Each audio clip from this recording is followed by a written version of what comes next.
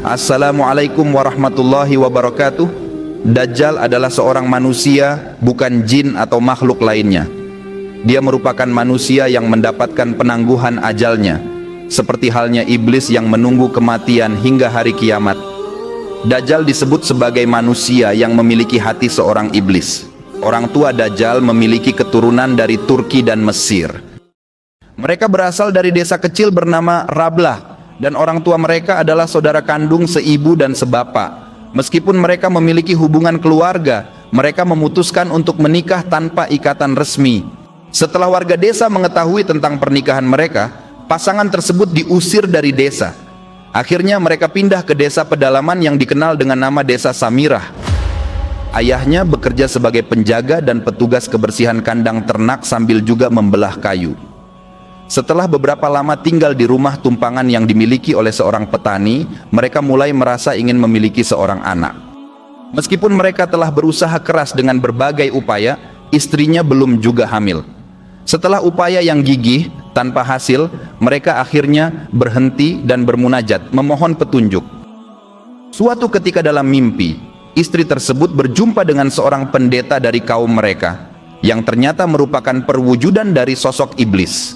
Sang istri diinstruksikan untuk meminta pertolongan di sebuah kuil yang berada di ujung kampung. Setelah menceritakan mimpinya pada suaminya, keesokan harinya mereka berdua mencari kuil tersebut. Akhirnya mereka menemukan sebuah kuil kecil di ujung kampung yang sesuai dengan mimpi sang istri, dan di dalamnya terdapat patung anak lembu. Mereka berdua membersihkan kuil dan melakukan ritual pemujaan, memohon pertolongan kepada patung anak lembu itu. Setelah beberapa kali upaya dan tidak berhasil, akhirnya mereka memutuskan untuk berhenti. Tidak lama setelah itu, istrinya mengalami mimpi sekali lagi. Kali ini, di dalam mimpinya, istrinya menerima pesan untuk melakukan persetubuhan saat sedang mengalami haid di dalam kuil, di depan patung anak lembu tersebut. Istrinya itu menceritakan mimpinya pada suaminya. Ketika waktu yang telah ditentukan tiba, mereka melaksanakan tindakan sesuai petunjuk yang diterima dalam mimpi istrinya.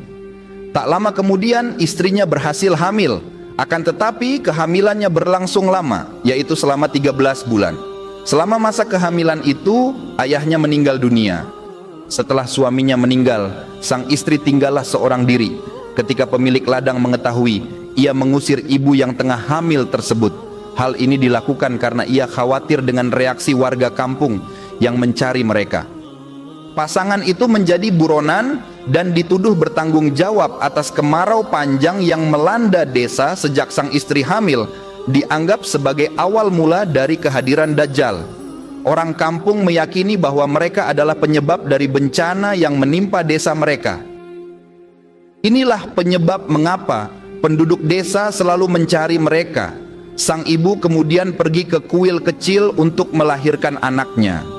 Setelah proses kelahiran, sang ibu meninggal dunia dalam keadaan mengeluarkan darah yang banyak, terutama dari rahimnya yang sangat membesar. Kondisi tersebut menyebabkan kematian wanita itu sesaat setelah melahirkan. Sementara itu, bayi yang lahir mengalami beberapa cacat pada anggota tubuhnya.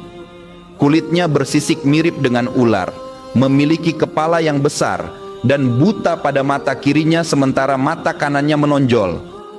Akibatnya, kedua matanya mengalami cacat.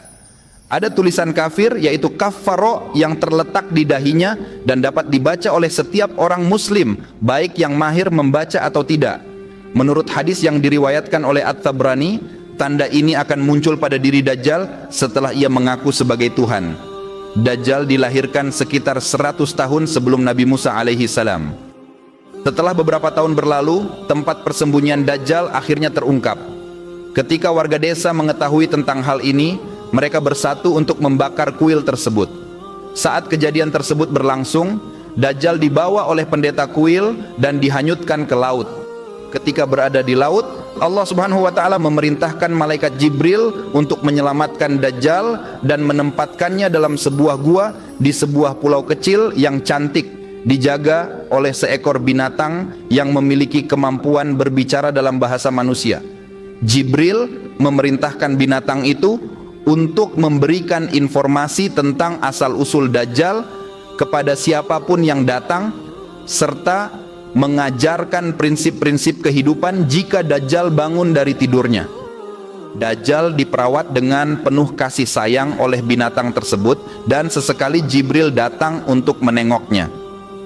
Suatu hari ketika berusia 7 tahun, Dajjal bangun dari tidurnya, keluar dari gua tempat dia tinggal, berlari dan bertemu dengan binatang yang telah merawatnya. Meskipun awalnya merasa takut, Dajjal kemudian merasa nyaman ketika binatang tersebut mengajaknya berbicara bahwa dia adalah anak kecil yang diselamatkan oleh malaikat Jibril. Binatang itu kemudian mengajaknya untuk mengetahui asal-usulnya. Binatang tersebut mengatakan kepada Dajjal kecil bahwa jika ia mengikuti jalan yang ditempuh oleh Jibril dan para nabi, maka dia akan menjadi orang mulia dan pemimpin besar di dunia ini.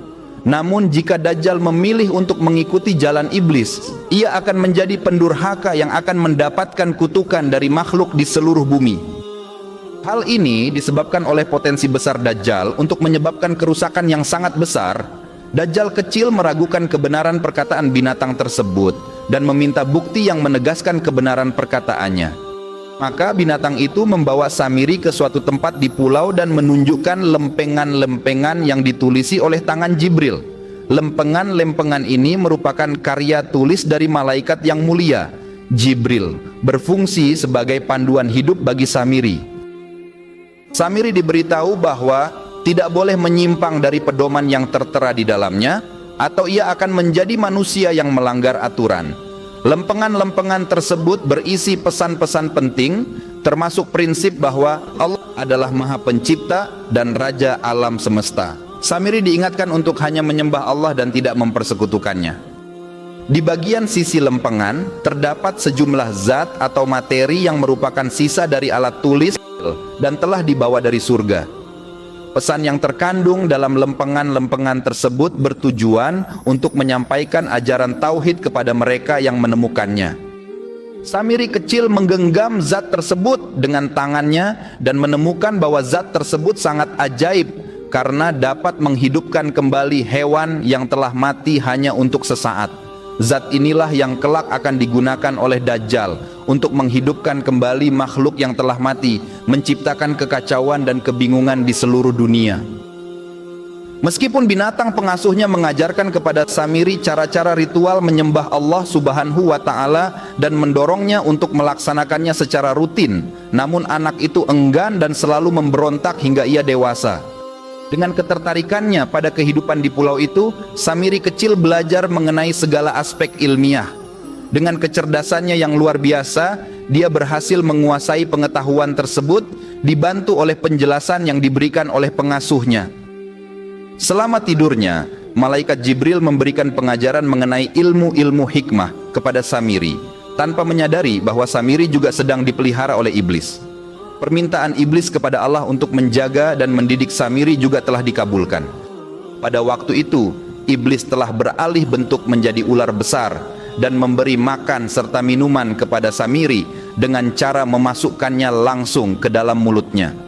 Meskipun binatang pendampingnya tetap bersabar dan terus mendorong Samiri agar beribadah kepada Allah, namun Samiri yang merasa lelah dan bingung akhirnya mengajukan pertanyaan, "Siapa sebenarnya Allah itu? Kenapa aku tidak pernah melihatnya?" tanya Samiri. Sementara binatang itu ketakutan setengah mati mendengar makian dari Samiri. Binatang itu berkata, "Aku adalah ciptaan Allah dan aku hanya taat kepadanya. Engkau telah mengucapkan kata-kata yang mengguncang langit. Maka dengarlah, ada dua kesempatan yang diberikan untukmu. Kesempatan pertama adalah sekarang." Binatang itu memberikan peringatan kepada iblis tentang kemungkinan dua janji yang akan datang. Binatang itu melanjutkan, "Jika engkau menyatakan ketaatan kepada Allah, maka kata-katamu akan diampuni. Namun, jika engkau menolak, tinggalkanlah pulau ini dan lihatlah dunia di luar agar engkau menyadari keesaan Allah." Binatang itu memberikan peringatan tambahan, "Kamu akan kembali ke sini suatu saat nanti, dan jika pada saat itu kamu masih membangkang, maka janji kedua akan berlaku." Demikian full kisah Dajjal kali ini. Kita lanjut esok hari part 2 ya. Dan selamat menjalankan ibadah puasa bagi teman-teman muslim yang menjalankannya. Wabillahi taufik wal hidayah. Wassalamualaikum warahmatullahi wabarakatuh.